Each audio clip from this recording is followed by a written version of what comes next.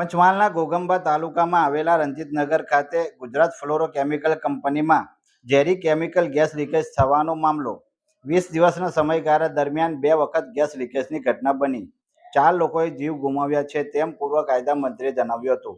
તેમણે કહ્યું હતું કે અગાઉ 2021માં પણ જીએફએલ કંપનીમાં ગેસ લીકેજની ઘટના બની હતી, જેમાં 7 લોકોના મૃત્યુ નિપજ્યા હતા, જેની એસઆઈટી બનાવવામાં આવી હતી.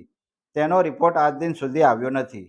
પૂર્વ કાયદા મંત્રીએ માંગણી કરી છે કે જીએફએલ કંપનીના મેનેજિંગ ડિરેક્ટર સામે માનવ વધનો ગુનો દાખલ કરવો જ જોઈએ અને જો માનવ વધનો ગુનો દાખલ કરવામાં નહીં આવે તો આમાં કરોડો રૂપિયાની લેતી દેતી થઈ છે તેવું મારું અને પ્રજાનું માનવાનું રહે છે અને ગરીબ માણસોને અન્યાય કરવામાં આવ્યો છે તેવા ગંભીર આક્ષેપો પૂર્વ કાયદા મંત્રીએ લગાવ્યા છે.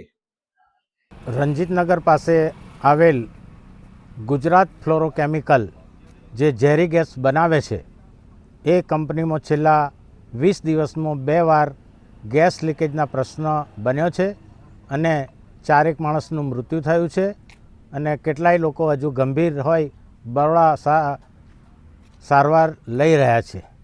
ત્યારે તાજેતરમાં આ કંપની આવો ગેસ લીકેજ કરતા હોય એનો વિરોધ કરવા ગ્રામ્ય કક્ષાના સામાન્ય પરિવારના લોકો આ કંપનીને બંધ કરાવવા માટે ગેટ ઉપર જે દિવસે બનાવ બન્યો ત્યારે એકત્રિત થયા હતા અને એમની સામે પોલીસે જે લાઠીચાર્જ કરી અને એક સરમુખત્યારશાહી જેવું કૃત્ય કર્યું છે એને હું વખોડી કાઢું છું અને આ લોકોની સામે થયેલા પોલીસ કેસને તાત્કાલિક સરકારમાં જો માનવતા હોય અને કાયદાને માનતી હોય તો કેસો પાછા ખેંચી લેવા જોઈએ.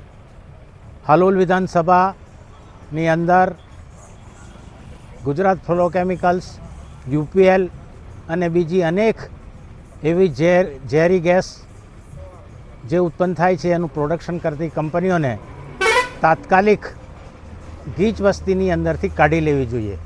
ભારત સરકારનું ગ્રીન ટ્રિબ્યુનલ એ પણ આની નોંધ લીધેલી છે અને એમને કીધું છે કે માનવ વસ્તીની વચ્ચે આજુબાજુ 5 કિલોમીટર સુધી વસ્તી ના હોય ત્યાં આ જીએફએલ છે, યુપીએલ છે કે જે બધી આવા ઝેરી ગેસ બનાવે છે એ કંપનીઓને દૂર કરવી જોઈએ એવું ગ્રીન ટ્રિબ્યુનલે પણ નોંધ લીધેલી છે. તો આ કંપનીઓને તાત્કાલિક અહીંયાથી શિફ્ટ કરવી જોઈએ એવી મારી માગણી અને લાગણી છે.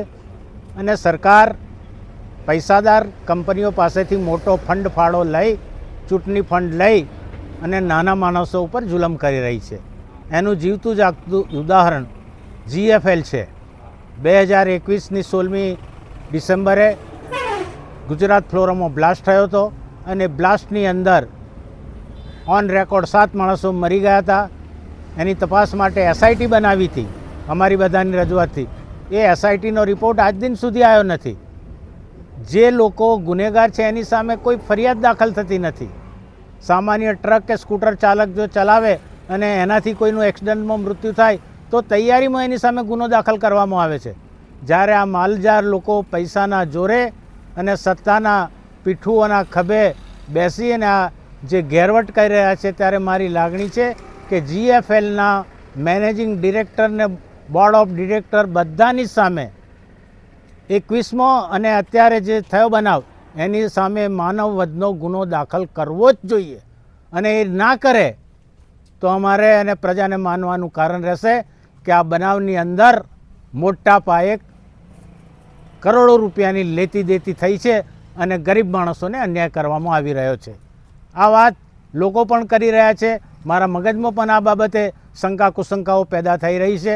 તો આ બધાને દૂર કરવા ગુજરાત ફ્લોરોકેમિકલના તમામ બોર્ડ ઓફ ડિરેક્ટર જે આના માટે જવાબદાર છે એની સામે 2021માં થયેલ અને આ ચાલુ આ મહિનામાં જે બનાવ બની મર્યા છે એની સામે માનવ વધનો ગુનો દાખલ કરવો જ જોઈએ અને એ અમારી લાગણી અને માગણી છે. આજે હું સ્થળ ઉપર ગયો હતો પરંતુ મારાથી એ ના તંદુરસ્ત તબિયતના કારણે ગીરદીમાં ગયો નથી. મેં આવેદનપત્રમાં પણ સહી કરી છે અને આ જન આંદોલનને મારું સંપૂર્ણ સમર્થન છે. આ કોઈ રાજકીય વાત નથી અને ખાસ કરીને હું સરકારશ્રીને વિનંતી કરું છું કે આ બાબતે તાત્કાલિક તમે કાર્યવાહી કરો, નહીં તો જે પણ સમાજના આગેવાનો નક્કી કરશે એ ગાંધી ચિંધ્યા માર્ગે આંદોલન કરવું, નામદાર કોર્ટોની અંદર જવું કે એવા પગલાં અમોને લેવાની ફરજ પડશે. ઉદયસિંહ બારિયા, પૂર્વ કાયદા મંત્રી, ગુજરાત રાજ્ય.